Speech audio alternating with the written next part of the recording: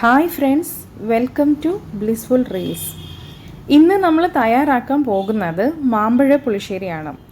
മാമ്പഴ പുളിശ്ശേരിക്ക് വേണ്ടിയിട്ട് ഞാനൊരു 5 നല്ല പഴുത്ത മാമ്പഴം എടുത്തിട്ടുണ്ട്. ഇത് ഒരു 5 പച്ചമുളക് ഞാൻ ചതച്ചെടുത്തതാണ്. കുറച്ച് വെള്ളം ഒഴിച്ച് ചതച്ചെടുത്താൽ മതി. ഇനി നമുക്ക് ഒരു പാത്രത്തിലേക്ക് ഈ മാമ്പഴവും നമ്മൾ ചതച്ച് വെച്ചിരിക്കുന്ന മുളകും പിന്നെ കുറച്ച് വെള്ളവും ഒഴിച്ച് പിന്നെ പാകത്തിനുള്ള ഉപ്പും കുറച്ച് മഞ്ഞൾപ്പൊടിയും ഇട്ട് നന്നായിട്ട് വേവിക്കാം.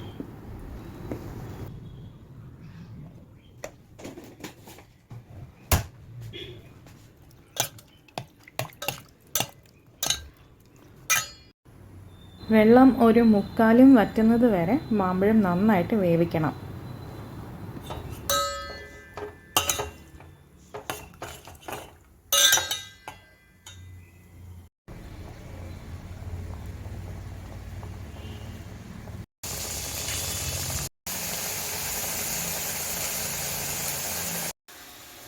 ഒന്നര ബൗൾ നാളികേരവും 1.5 ടീസ്പൂൺ ജീരകവും നന്നായിട്ട് അരച്ചിട്ട് അതിൽ തന്നെ ഒരു ബൗൾ തൈരും കൂടെ മിക്സിയിൽ നന്നായിട്ട് അരച്ച് വെച്ചേക്കുന്ന മിക്സ്ചറാണിത്.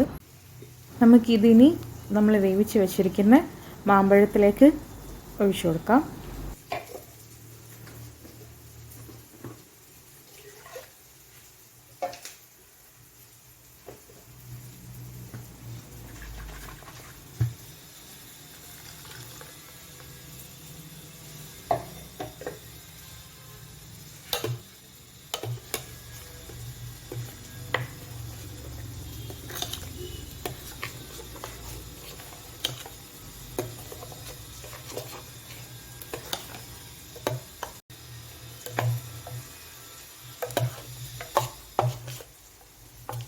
നന്നായിട്ട് മിക്സ് ചെയ്യുക.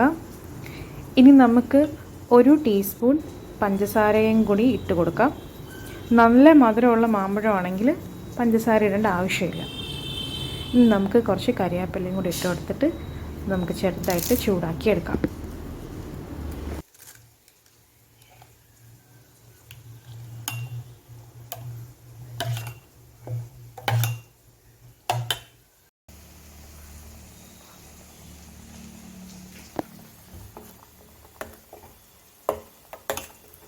അങ്ങനെ നമ്മുടെ മാമ്പഴ പുളിശ്ശേരി ഏകദേശം റെഡിയായി വരുന്നുണ്ട്.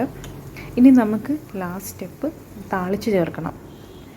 താളിച്ച് ചേർക്കാൻ വേണ്ടിയിട്ട് യൂസ് ചെയ്യുന്ന പാത്രം ഗ്യാസിൽ വെച്ചിട്ട് ഒരു 3 ടേബിൾ സ്പൂൺ വെളിച്ചെണ്ണ ഒഴിക്കുക.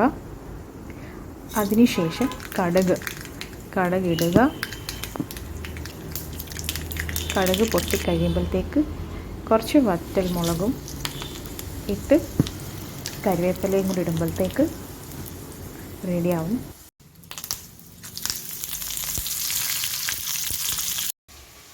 ഇനി നമുക്ക് ഇതിലേക്ക് ഒഴിച്ചു കൊടുക്കാം. അങ്ങനെ നമ്മുടെ മാമ്പഴ പുളിശ്ശേരി റെഡിയായി. ഒരു 10 മിനിറ്റ് അടച്ച് വെച്ചേക്കണം.